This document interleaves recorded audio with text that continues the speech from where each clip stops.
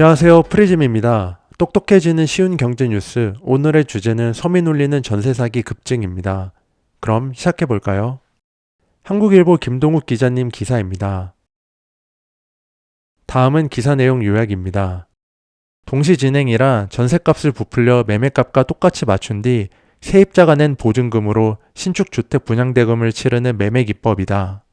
공시가 150% 제도 감정가 부풀리기처럼 현 제도의 허점을 이용해 전세값을 끌어올린 터라 법적으로는 아무 문제가 없다. 합법으로 무장한 무자본 갭투자다. 세입자를 들인 뒤 집주인 명의를 바지 집주인에게 넘기면서 모든 단계가 종료된다. 사고는 2년 뒤 터진다.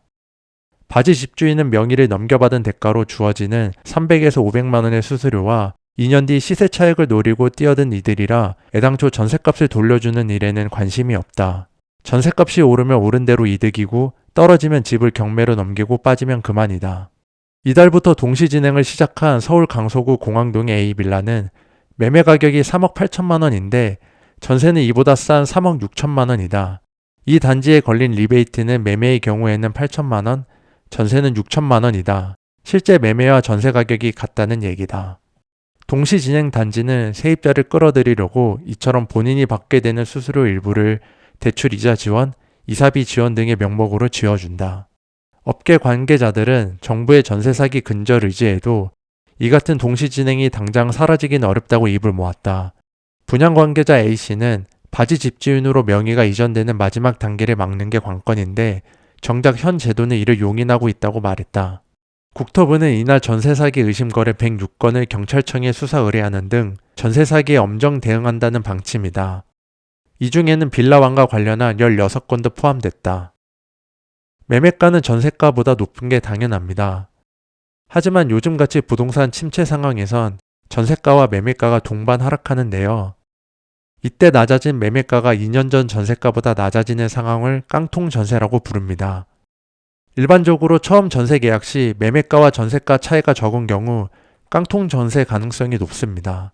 이런 갭 차이가 적은 상황을 이용한 전세 사기가 기승을 부리는데요. 천채 보유한 빌라왕, 전세 사기로 피해자 급증과 같은 이슈들이 어떻게 발생하는지 알아보시죠. 깡통 전세 사기는 신축 빌라에서 많이 발생합니다. 신축 빌라의 경우에는 정확한 매매값이 알려져 있지 않기 때문에 전세가나 매매가가 부풀려질 가능성이 높습니다. 신축 빌라를 지은 시공사가 중개업소에 리베이트를 주는 목적으로 분양가보다 높은 전세 홍보를 중개업소에 요청합니다. 중개업소에서 리베이트로 받은 금액의 일부를 전세 임차인에게 지원금 목적으로 제공하면서 전세를 홍보하는데요. 게다가 주택보증금 반환보험에 가입하면 전세금을 온전히 받을 수 있다며 임차인을 안심시킵니다. 일부 임차인들은 지원금과 주택보증금 반환보험 가입에 속아 비싸게 임대차 계약을 체결하게 되는데요. 사실 임차인의 전세금은 분양가인 빌라 매매가보다 비싸거나 같게 됩니다. 그러고 나서 새로운 명의자가 등장합니다. 일명 바지 집주인으로 불리는 사람인데요. 이 바지 집주인은 본인의 명의를 빌려주는 대가로 수수료를 챙기고 시공사는 명의를 넘깁니다. 이런 방식으로 계약한 임차인이 많아지고 계약이 증가할수록 바지 집주인은 일명 우리가 아는 빌라왕으로 불리게 됩니다. 당연히 피해자도 같이 증가하는 셈이죠. 전세 계약 2년 뒤 임차인이 이사 가기 위해 전세금 반환을 요구하면 어떻게 될까요? 집을 능력이 없는 바지 집주인은 잠적 또는 집을 경매 처리하는데요. 이때 임차인은 전세금을 못 돌려받거나 살고 있는 빌라를 강제로 매수해야 되는 상황이 발생합니다. 비싼 가격에 말이죠. 일부 임차인은 임대차 계약을 맺을 당시에 전세금 반환을 위해 주택보증공사 허그의 주택보증금 반환 보험에 가입합니다. 미래 일을 대비하기 위해서죠. 주택보증금 반환보험 가입이 증가하면 당연히 보증공사에서 지불해야 할 보증 비용이 증가하는데요. 여기서 문제가 발생합니다. 보증공사에서도 전세금 지불 능력이 없는 바지 집주인에게 전세금을 온전히 받을 수 없는 상황인데요. 그러면서 보증공사 자체 영업 손실이 증가하게 되죠. 게다가 이번 사태처럼 바지 집주인이 사망하게 되면 명의 문제로 보증공사에서도 임차인에게 전세금을 당장 지불하기 어려워집니다. 이런 말도 안 되는 깡통 전세 계약에 주택보증공사가 어떻게 보증을 맡게 되었을까요? 주택도시보증공사가 운영하는 전세보증금 반환 상품의 상세 내용입니다. 현재는 개정되어 빌라와 같은 그 외 주택은 공시가의 140%에 해당하는 전세금의 경우에 전세보증금 반환 상품이 가능하다고 합니다. 하지만 올해 12월 31일 이전 신청건의 경우에는 150%가 적용되었습니다.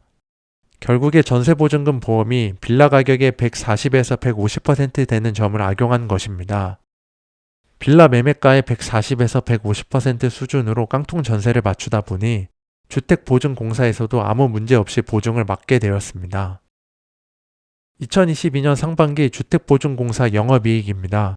지난 5년과 비교하더라도 22년 상반기 영업이익이 급격히 감소하였습니다. 지금과 같은 전세 사기가 급증하여 보증금액이 증가하면 할수록 하반기 영업이익 감소는 더욱 커질 겁니다.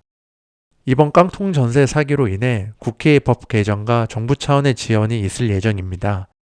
하루빨리 법을 개정해 법의 취약점을 악용하지 못하게 해야 합니다. 주택보증공사에서도 국민 혈세가 낭비되지 않도록 주택보증금 반환보험의 조건을 까다롭게 해야 하고 꼼꼼한 검토가 더욱 필요하다고 생각합니다. 재밌게 보셨나요?